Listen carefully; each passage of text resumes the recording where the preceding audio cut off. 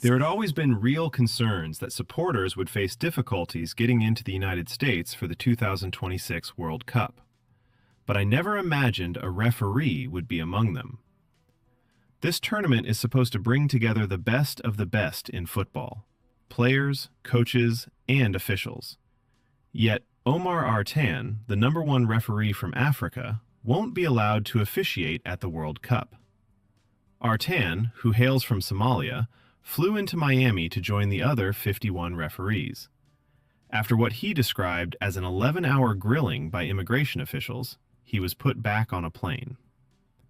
It is pretty clear that the fears of an ideological and discriminatory visa policy from the U.S. government are being realized, said Piara Power, executive director of the discrimination campaign group FAIR. Never have we seen the farce of an official FIFA referee being refused entry as he arrives for final preparations. Concerns also remain about the potential presence of U.S. Immigration and Customs Enforcement, or ICE, at stadiums and how fans might be affected. With just 48 hours still to go until the World Cup kicks off, it makes you wonder, does FIFA really have little control over what happens outside the stadiums? Artan earned his World Cup dream. Omar Artan has refereed several major games over the past 12 months, including the African Champions League final and the third-place playoff of the Under-20 World Cup in Chile.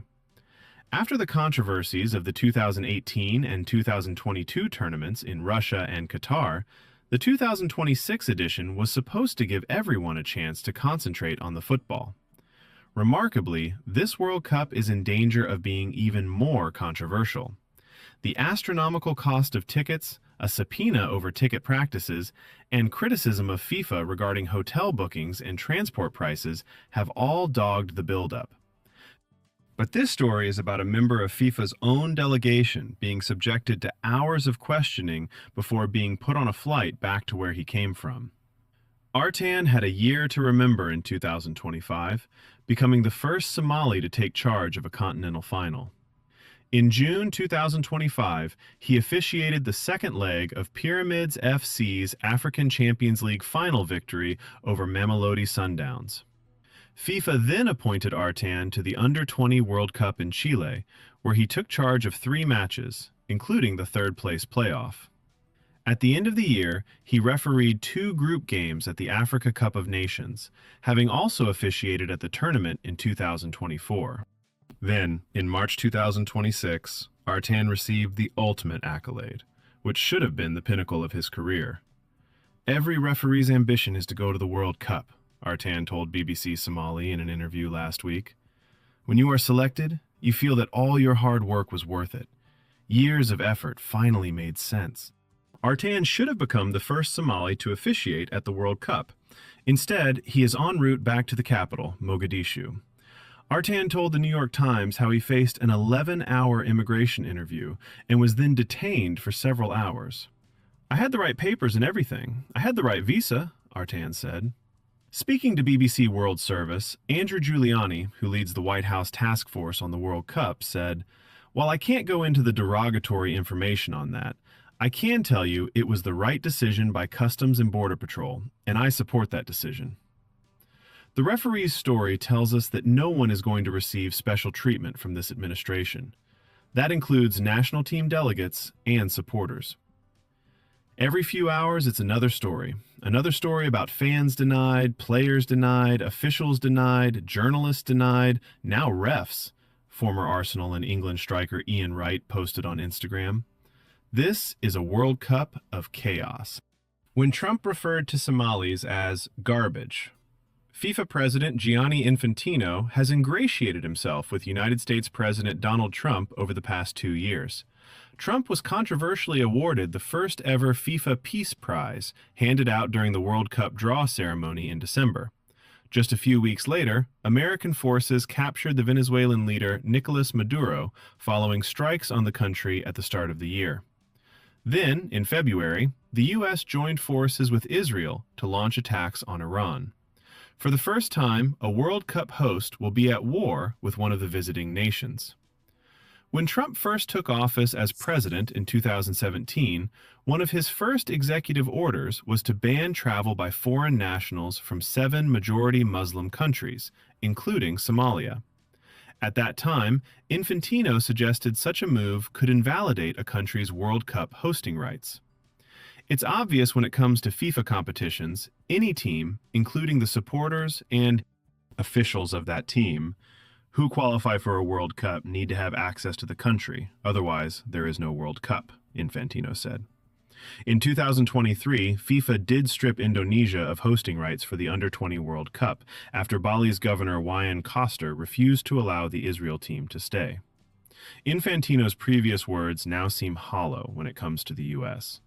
In June 2025, Trump placed a full entry ban under any visa category, covering 12 countries, including Somalia and 3 World Cup finalists, the Democratic Republic of Congo, Iran, and Haiti. Comments made by Trump just 2 days before the World Cup draw in December 2025 drew widespread attention. An immigration enforcement operation was being planned in Minnesota, home to a large community of Somalis. Trump said, "With Somalia, which is barely a country, you know, they have no anything. They just run around killing each other. There's no structure." The president added that the Somali immigrants should go back to where they came from, and that the U.S. would go the wrong way if we keep taking in garbage into our country. Against this backdrop, as a Somali national, Artan's position has long been in the making. FIFA said it is not involved in host country immigration processes, including visa adjudications. But it raises questions, considering the background, about how FIFA allowed it to get to this stage. How could one of its own referees travel to the tournament and be turned away at immigration? Concerns remain at extent of immigration crackdown. In the past, World Cup hosts have tended to give FIFA what they want, and that includes easy access for officials and supporters.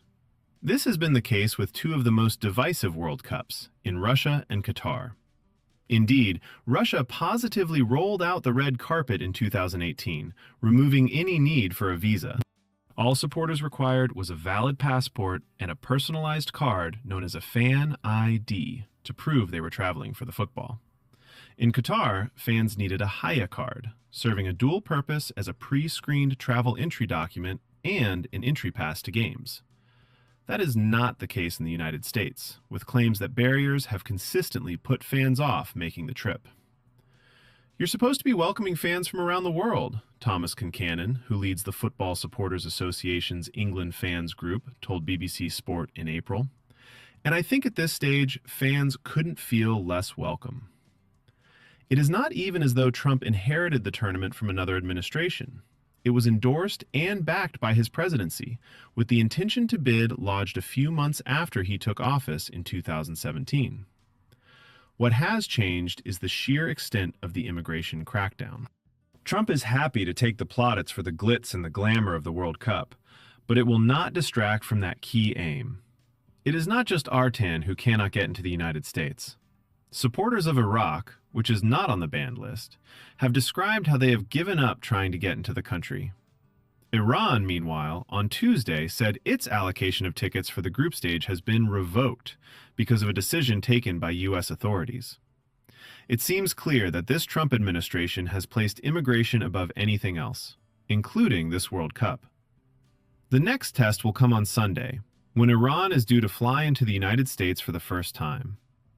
Iran has accused the U.S. of denying visas to 15 integral members of their backroom staff.